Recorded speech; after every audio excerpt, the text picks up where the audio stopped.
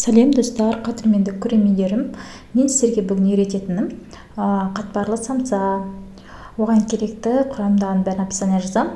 Маған қолдап, менің каналымда тіркеліп, лайк басып, комментарий жазыңыздар. Мен арнайы дүкеннен аламын. Арнайы қамырды осылай. Сонымен қатпарлы самсамды осылай жасап бастаймын.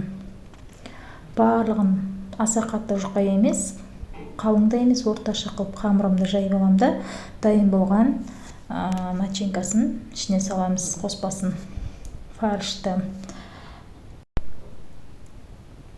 Осылай салып алып, алғашқы табадағы жаңағы бәрін сразу дайындап алып, алғашқы табамды ысытып қыздырып қоямын пешкеге 170 градуста.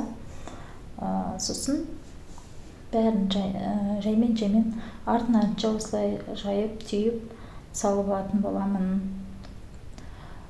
Міне достар, бұл өте оңай. Қазіргі кезде қонақ келсе де тез дайын болады.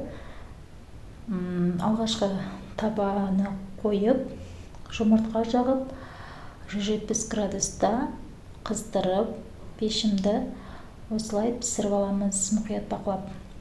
Міне алғашқы самсам дайын. Өте дәмді болып шығыпты. Тұзы да бәрі жақсы. Сіздерде екінші листі дайын болып жатыр.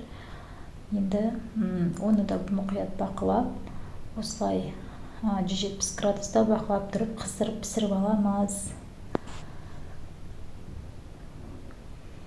Міне достар, маған қолдап, тіркеліп, лайк басып, колокольчик басып кетіңіздер. Үнемі жаңа видео салып отырамын. Рахмет қолдағандарыңызға. Ас болсын бізге. Міне дәмді самса шықты.